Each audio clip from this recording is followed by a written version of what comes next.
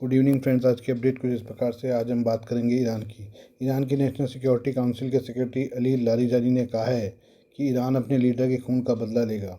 उन्होंने अमेरिकी राष्ट्रपति डोनाल्ड ट्रंप को चेतावनी दी है कि उन्हें सुप्रीम लीडर आयतुल्ला खामनेई की हत्या की कीमत चुकानी होगी। ईरान के सरकारी टीवी पर बात करते हुए लारिजानी ने कहा कि ईरान देश के सुप्रीम लीडर और सैकड़ों दूसरे लोगों की हत्या करने वाले हमले के बाद ट्रंप को अकेला नहीं छोड़ेगा।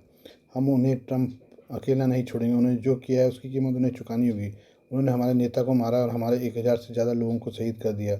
यह कोई आसान मामला नहीं है। Ali Larijani, security chief Iran. Larijani ने सोशल मीडिया प्लेटफॉर्म एक्स पर भी अपनी धमकी दोहराई और कहा कि ईरान बदला लेना जारी रखेगा। उन्होंने लिखा, हम तब तक उन्हें अकेला नहीं छोड़ेंगे जब तक उनके किए का बदला नहीं लिया जाता। अमेरिका और इजराइल ने 28 फरवरी को ईरान पर हमला बोल दिया था। इस हमले में 86 साल के सुप्रीम लीडर अली खामनेई की मौत हो गई थी, जिसके बाद पूरे मिडिल ईस्ट में जंग छिड़ी हुई है। सुप्रीम लीडर की हत्या से गुस्साए ईरान ने खाड़ी में इजराइल और अमेरिकी मिलिट्री बेस को निशाना बनाकर मिसाइलें दागी हैं। लारिजानी ने पड़ोसी देशों को चेतावनी दी है कि अगर अमेरिका उनके इलाके का इस्तेमाल ईरान के खिलाफ मिलिट्री ऑपरेशन के लिए करता है तो तेहरान कार्रवाई करेगा। उन्होंने कहा, इलाके के देशों को या तो खुद ईरान के खिलाफ अपने इलाके का इस्तेमाल करने से रोकना चाहिए या हम ऐसा करेंगे। ट्रंप ने धमकियों को किया खारिज। अमेरिकी राष्ट्रपति डोनाल्ड ट्रंप ने लारिजानी की धमकियों को खारिज कर दिया और कहा कि उन्हें इससे कोई फ़र्क नहीं पड़ता। उन्होंने ये भी कहा कि वो लारिजानी को नहीं जानते। सीबीएस न्यूज़ के एक सवाल पर ट्रंप ने कहा, मुझे नहीं पता कि वो किस बारे में बात कर रहे हैं, वो कौन है, मुझे कोई फ़र्क नहीं पड़ता।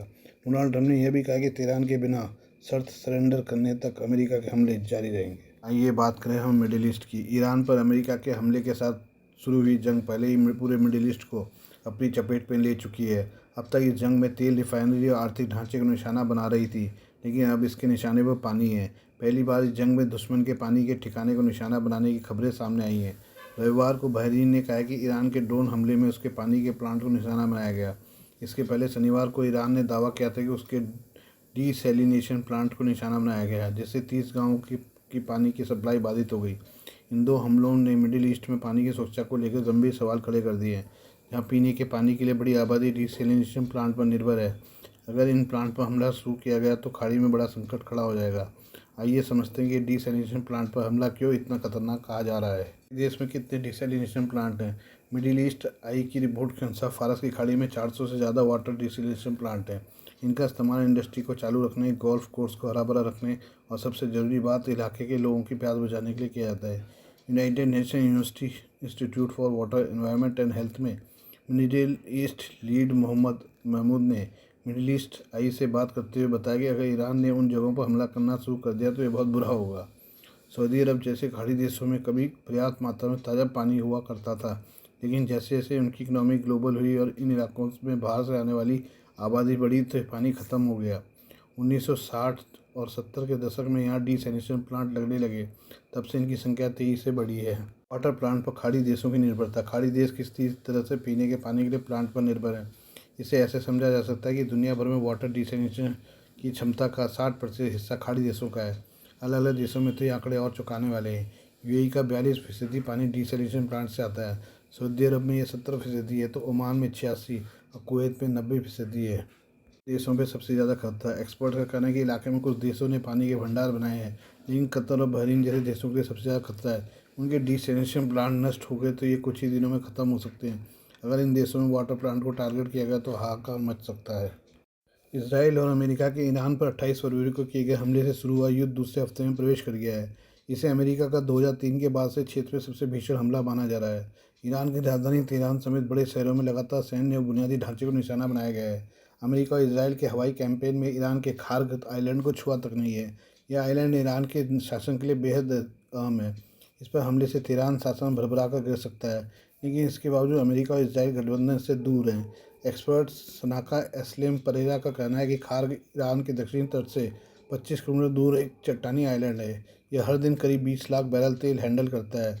ईरान का 90% कच्चा तेल एक्सपोर्ट इसकी लोडिंग जेटी से जाता है। इससे होने वाले आमदनी ईरान सरकार के बजट का 40% है। इसमें आईआरजीसी को बड़ा हिस्सा मिलता है, जो 31 प्रोविंशियल कमांड को ऑपरेशनल रखता है।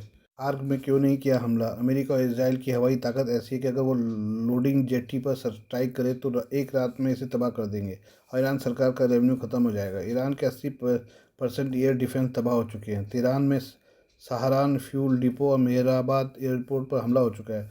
IRGC हेडक्वार्टर मलबे में बदल गया है। खार्ग आइलैंड की सुरक्षा पुरानी Hawk surface to air missile battery और कोस्टल एंटी शिप मिसाइलों से होती है। आइलैंड पर modern S-300 air defence system की तैनाती नहीं है। साफ है कि खार्ग ऐसी जगह नहीं है जहां पहुंचना नहीं जा सकता। ये इसलिए अछूती है क्योंकि यहाँ अटैक के ऐसे नतीजे होंगे जिन्हें गठबंधन संभाल नहीं पाएगा। खार्ग पर हमले से नुकसान। परेरा के मुताबिक खार्ग पर हमले से ईरानी क्रूड ग्लोबल मार्केट से हट जाएगा, क्योंकि ऑफशोर लोडिंग इंफ्रास्ट्रक्चर को फिर बनाने में सालों लगते हैं। ईरानी क्रूड हर दिन चीन को इम्पोर्ट का 14 लाख बैरल है। यही नहीं होगा तो ब्रेंट और $100 से 150 तक पहुंच जाएगा। यह दुनिया में मंदी लाएगा और ग्लोबल साउथ को एकजुट होने का मौका मिलेगा। ऐसा हमला चीन को अमेरिका के खिलाफ क्षेत्रीय एकजुटता करने की वजह देगा।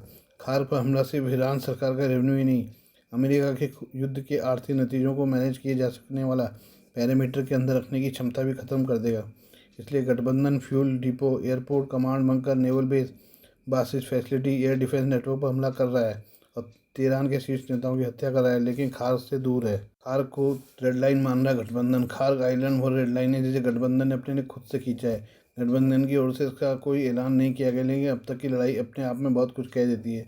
ये अमेरिका की युद्ध की कंट्रोल करने वाली रुकावटों के बारे में बताता है। ऐसे में युद्ध के बीच भी खार्ग से क्रूड ऑयल लोड होना जारी है।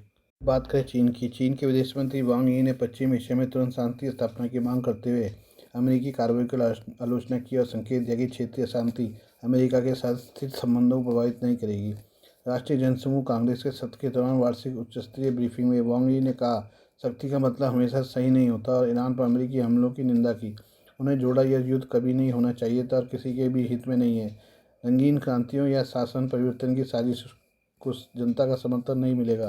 बीजिंग में पत्रकारों से बात करते हुए वांग यी ने कहा, दुनिया को जंगल के कानून पर लौटने की अनुमति नहीं मिलनी चाहिए। सैन्य कार्रवाई तुरंत समाप्त होनी चाहिए। ट्रंप और शी जिनपिंग की मुलाकात संभव। इन टिप्पणियों का वक्तव्य उस समय आया जब अमेरिका के राष्ट्रपति डोनाल्ड ट्रंप और चीनी राष्ट्रपति शी जिनपिंग के बीच बीजिंग में शिखर बैठक की योजना है। पिछले साल 1 वर्षीय व्यापार समझौते के बाद द्विपक्षीय संबंध स्थिर रहे, लेकिन ट्रंप के टैरिफ नीतियों को सुप्रीम कोर्ट द्वारा चुनौती और मध्य पूर्व में युद्ध ने अनिश्चितता पैदा की है। फिर भी वांग ने आगामी शिखर बैठक के प्रति आशावाद व्यक्त किया है। उन्हें दोनों पक्षों ने जोखिम प्रबंधन करने और अनावश्यक व्यवधानों को दूर करने का आह्वान किया।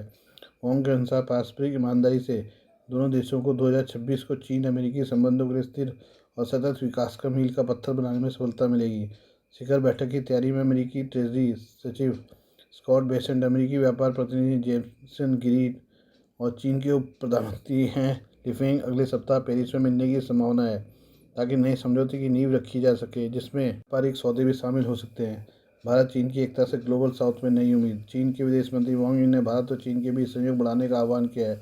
वांग ने कहा कि भारत और चीन को अगले 2 वर्षों में ब्रिक्स की अध्यक्षता में एक दूसरे का समर्थन करना चाहिए।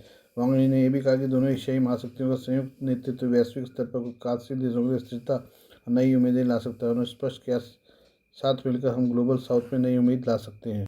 ट्रम्प ने कहा, हम युद्ध में बहुत आगे हैं, हमने उनका पूरा बुरा साम्राज्य खत्म कर दिया, हमें यकीन है कि यह थोड़ी देर और चलेगा। युद्ध अपने सर्वोत्तम स्तर पर है।